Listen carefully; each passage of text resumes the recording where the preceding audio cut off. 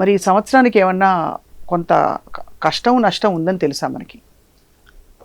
విశ్వావసునామ సంవత్సరం అని అంటే అర్థము నమ్మదగినటువంటిది అని. అవును.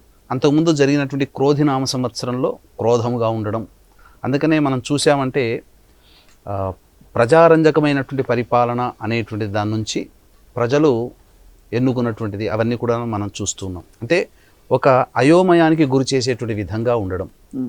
అయితే ఈ సంబంధించినటువంటి అనేక దుష్పరిణామాలు జరగడానికి గనక చూసుకున్నట్లయితే ఉగాది మొదలుపెట్టినటువంటి రోజు నుంచి మనం చూసుకుంటే వర్తమానంలోనే మనం ఉన్నాం. ఏదైనా కానీ ప్రపంచవ్యాప్తముగా పలు దుస్సంఘటనలు, దుర్ఘటనలు, సామూహికమైనటువంటి మరణములు జరగాలని ఉన్నప్పుడు ప్రకృతి మనకు కొన్ని సూచనలు మనకు తెలియచేస్తుంది. అంతరిక్షంలో జరిగే మార్పుల ద్వారా అది మనం అనాదిగా ఎందుకు జరుగుతుంది అనేటువంటి విషయాన్ని నుంచి వేల సంవత్సరాల నుంచి మన మహర్షులు, ఇప్పుడు మనం సైంటిస్టులు అంటుంటాం, ఆ మహర్షులు పరిశోధనలు చేసినటువంటి ఫలితమే ఈ జ్యోతిష్య సిద్ధాంతం. ఇది కేవలం ఒక వ్యక్తి యొక్క జాతకాన్ని మాత్రమే అనేటువంటిది ఒక చిన్న పార్ట్ లాంటిది. కానీ ఖగోళ విజ్ఞానం అనేటువంటిది జ్యోతిష్య శాస్త్రంలో ఇమిడి ఉన్నటువంటిది. అనంతమైన అపారమైనటువంటి విజ్ఞానం అందులో ఉంది. అందులో వాతావరణ పరిశోధన అని కూడా మనకున్నది. అందుకనే భూకంపాలు ఎప్పుడు వస్తాయి, ఏ గ్రహాల ప్రభావం వలన వస్తాయి, అలాగే సునామీ ప్రభావాలు, వరదలు, ముప్పులు ఎక్కువ సంఖ్యలో, ఎందుకనంటే మనకు పదుల సంఖ్యలో సామూహికంగా మరణాలు సంభవించాయంటే అది ప్రకృతి విపత్తు కిందనే లెక్క తీసుకోవాలి. ఇది జరగడానికి గల కారణం ఏంటి? ఈ పెహల్గాం దాడి కావచ్చు, లేకపోతే మన భారతదేశంలో జరిగినటువంటి మొన్న జరిగినటువంటి విమాన దుర్ఘటన, మళ్ళీ రీసెంట్గా చూసుకున్నట్లయితే కేదార్నాథ్ యాత్రకు సంబంధించినటువంటి దుర్ఘటన, ఇవన్నీ ఇంతకు ముందు కూడా జరుగుతున్నాయి. ప్రపంచవ్యాప్తంగా చూసుకున్నట్లయితేనమ్మా ప్రపంచవ్యాప్తం కూడా దుర్ఘటనలు జరుగుతున్నాయి. అవును. దీనికి ప్రధాన మూల కారణం చూసుకుంటే ఫాల్గుణ మాసంలో ఏర్పడినటువంటి గ్రహణాల ప్రభావం. 14 మార్చి నాడు పౌర్ణమి చంద్రగ్రహణం, 29 మార్చ్ అమావాస్య సూర్యగ్రహణం. చాలామంది మన భారతదేశంలో చాలామంది ఏమనుకున్నారంటే, అనేక ప్రసార మాధ్యమాల్లో కూడా తెలియజేశాం, ఈ ఒకే నెలలో 2 గ్రహణాలు అనేటువంటి సంభవించినప్పుడు అది చాలా అరుదుగా జరుగుతాయి, అంతంత సాధారణంగా ఎప్పుడు పడితే అప్పుడు జరగవు. కాబట్టి దీనికి ఒక ప్రత్యేకమైనటువంటి నిర్ణయాలు ప్రకృతి మనకు అందిస్తుంది, భవిష్యత్తులో ఇలా ఉండాలి, జాగ్రత్తగా ఉండాలి అని చెప్పి మనకు సూచిస్తుంది అని చెప్పడం జరిగింది. కాబట్టి దాని తదనంతరం చూసుకున్నట్లయితే అదే 29వ మార్చి రోజున 3 ప్రధానమైనటువంటి మార్పులు అంతరిక్షంలో జరిగాయమ్మా. 1 సూర్యగ్రహణం, 2 నవగ్రహాలలో డిస్ట్రాయర్ అయినటువంటి శనిగ్రహం, శని మీనరాశిలోకి ప్రవేశం చేస్తున్నాడు, 3వది షట్ గ్రహ కూటమి. ఈ 3 కూడా ఒకే రోజున ఏర్పడినాయి. అందుకనే ఉగాది మొదలు పెట్టడంతోనే ముందు రోజు సూర్యగ్రహణం, తర్వాత షడ్గ్రహ కూటమి, శని మార్పు ప్రధానంగా ఇవన్నీ జరగడంతో ఈ యొక్క భవిష్యత్తులో ఈ ఒకే నెలలో 2 గ్రహణాలు అనేటువంటివి ఏర్పడినప్పుడు దాని యొక్క ప్రభావము తరువాత 3 లేదా 4 నెలల వరకు కూడా ప్రభావంగా ఉంటుంది అని శాస్త్రం ఖచ్చితంగానమ్మా. ఇది చెప్పాం. మన భారతదేశంలో ఈ గ్రహణాలు కనబడేది వాస్తవం. అమెరికా, కెనడా ఇటువంటి దేశాల్లో ఆ గ్రహణం ఏర్పడింది. మీరు అందుకే చూసినట్లయితే ఈ గ్రహణం ఆ మార్చి సందర్భంగా ఏర్పడినటువంటి సందర్భంలో మార్చి తర్వాత ఏప్రిల్ 15వ తారీఖు లోపల టోర్నడోల రూపంలో అమెరికాలో, అగ్నికీలల రూపంలో కాలిఫోర్నియా, ఈ విధంగా ఎంత ఆస్తి నష్టం జరిగింది, అమ్మో ఎంతమంది దాదాపు 100కు పైగా టోర్నడోల రూపంలో చనిపోవడం జరిగింది అమెరికాలో. అది అమెరికాలో సంభవించింది. మరి మన భారతదేశానికి కూడా జరిగింది కదా. అవును.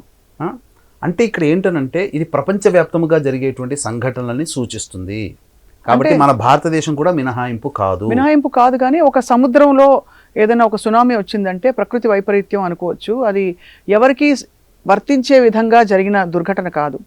అలా జరిగింది, దానివల్ల కొంతమంది ఈ దుర్ఘటనలో నాశనం అయిపోయారు అనుకోవచ్చు. అలాగే ఈ ఎయిర్ ఇండియాకి సంబంధించి ఈ పర్టికులర్ విమానం కూలాలని కానీ ఆ విమానంలో ఉన్న వాళ్ళందరూ మరణించాలని దీన్ని దేనికి ఆపాదించుకుంటాం? శాస్త్రం ప్రకారం మన నమ్మకం ప్రకారం ఇది గ్రహ సంచార ప్రభావము సరైనటువంటి స్థాయిలో లేనప్పుడు జరిగేటువంటి విపత్తులు.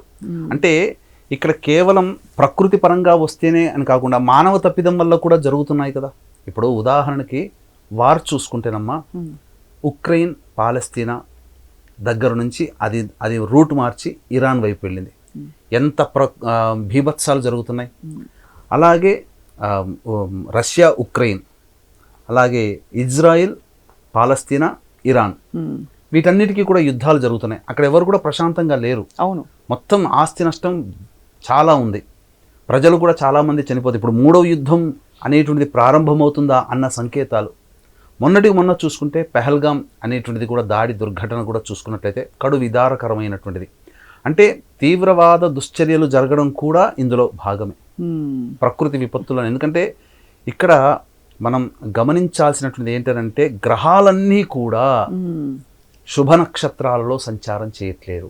మొత్తం కూడా 9 గ్రహాల్లో చూసుకున్నట్లయితే మొత్తము పాపగ్రహాల యొక్క నక్షత్రంలోనే సంచారం జరుగుతుంది. గురువు ఆరుద్ర నక్షత్రంలో సంచారం చేస్తున్నాడు. రాహు పూర్వభాద్ర, మళ్ళీ పూర్వభాద్ర చూసుకున్న బేస్ గురువే. కుజుడు మఖా నక్షత్రం సంచారం, కేతువు మఖా నక్షత్ర సంచారం, అలాగే బుధుడు కూడా ఆరుద్ర నక్షత్రం, మళ్ళీ శుక్రుడు అశ్వి నక్షత్రం. ఇవన్నీ మంచి మంచి నక్షత్రాలు కావు. నక్షత్రాలు కాదు, నక్షత్రాధిపతులు పాపగ్రహాలు. అశ్వి నక్షత్రం దేవ నక్షత్రం, కానీ ఆ నక్షత్రాధిపతి కేతువు పాపగ్రహం, సహజ పాపులు అని అంటారు. సహజ పాపులు నవగ్రహాలు ఎవరంటే రవి, కుజ, శని, రాహు, కేతు, ఈ 5 గ్రహాలు. ఈ 5 గ్రహాలకు సంబంధించిన నక్షత్రాల్లోనే ఈ చంద్రుడు తప్ప మిగతా 8 గ్రహాల యొక్క సంచారం జరుగుతుంది. అందువల్ల ఏమైపోతుంది, ముఖ్యంగా ఇలాంటి తీవ్రవాద దుశ్చర్యలకి కారణం ఏంటంటే పిశాచ యోగ ప్రభావము కారణం. ఈ యొక్క కుజకేతుల యొక్క కలయిక, అంటే సాధారణంగా సంవత్సరంలో కుజకేతులు కుజరాహుల కలయిక పిశాచ యోగంగా చెప్పబడి ఉంటుంది. అసలు శాస్త్రం ప్రకారం ఏంటంటే శని, కుజుడు, కేతువు, శుక్రుడు, ఈ 4 గ్రహాలు కలిసినా పిశాచ యోగమే, లేదా శుక్రుడు, కేతువు, కుజుడు కలిసినా పిశాచ యోగమే. కుజకేతులు కుజరాహులు కలిసినా కూడా ఏదో చాలా బలంగా ఏదో జరగబోతుంది. వీటన్నిటికీ తోడుగా ఇది ఒక్కటే ప్రామాణికం కాదమ్మా, ఇంకా అనేకమైనటువంటి ప్రకృతిలో జరిగే సంఘటనల్ని ప్రామాణికంగా కలుపుకున్నప్పుడు మాత్రమే ఇవన్నీ జరుగుతాయి. అందుకనే షడ్గ్రహ కూటమి మీకు గమనించుకున్నట్లయితే కరోనా సమయంలో కూడా గ్రహణం ఏర్పడింది డిసెంబర్ మాసంలో, అప్పుడు కూడా షడ్గ్రహ కూటమి ఏర్పడింది. ఉన్నప్పుడు ఏంటంటే జరిగేటువంటిది శని, గురువు కంటే ముందు శని గనక ఉన్నప్పుడు చాలా విపత్తులు జరుగుతాయి, ప్రపంచవ్యాప్తంగా హాహాకారములు చేస్తారు అని చెప్పి సుస్పష్టంగా మన యొక్క శాస్త్రంలో ఉంది. ఆ విధంగానే గురువు ధనుసు రాశిలో, శని మకర రాశిలో ఉండగా ఈ కరోనా, మీరు ఒక 80 సంవత్సరాలు అంటే ప్రతి 80 సంవత్సరాలకు ఒకసారి సైక్లిక్ లాగా తిరుగుతుంటుంది. మశూచి, ప్లేగ్ వ్యాధి వంటి వ్యాధులు కూడా 1920 to 1930 మధ్యలోనే ఎక్కువగా వచ్చింది. మళ్ళీ అదే 80 సంవత్సరాల తర్వాత మళ్ళీ ఇది రిపీట్ అయింది. ఇలా జరుగుతుందమ్మా. సో ఈ సంవత్సరం మనకి స్పష్టమైన సంకేతాలు అయితే గ్రహాల వల్ల తెలుసున్నాయి. మనకి పంచాంగం చెప్పుకున్నప్పుడు కూడా ఈ సంవత్సరం చాలా విపులంగా కూడా అనేక పంచాంగ కర్తలు రాశారు. అనేక మంది సిద్ధాంతులు కూడా గ్రహాల యొక్క సంచార ప్రభావం ఉన్నప్పుడు జాగ్రత్తగా ఉండండి, సామూహికంగా ఎక్కడికి బయలుదేరకండి, ఈ ప్రభావం తీవ్రవాద దుశ్చర్యల ప్రభావం ఉంటుంది. ఇప్పుడు మనం ఏదో స్టాప్ చేసుకున్నాం అంతవరకే, కానీ భవిష్యత్తులో కూడా మళ్ళీ యుద్ధ వాతావరణం అనేటువంటిది ఉండబోతుందంటారా? ఖచ్చితంగా ఉండబోతుందమ్మా.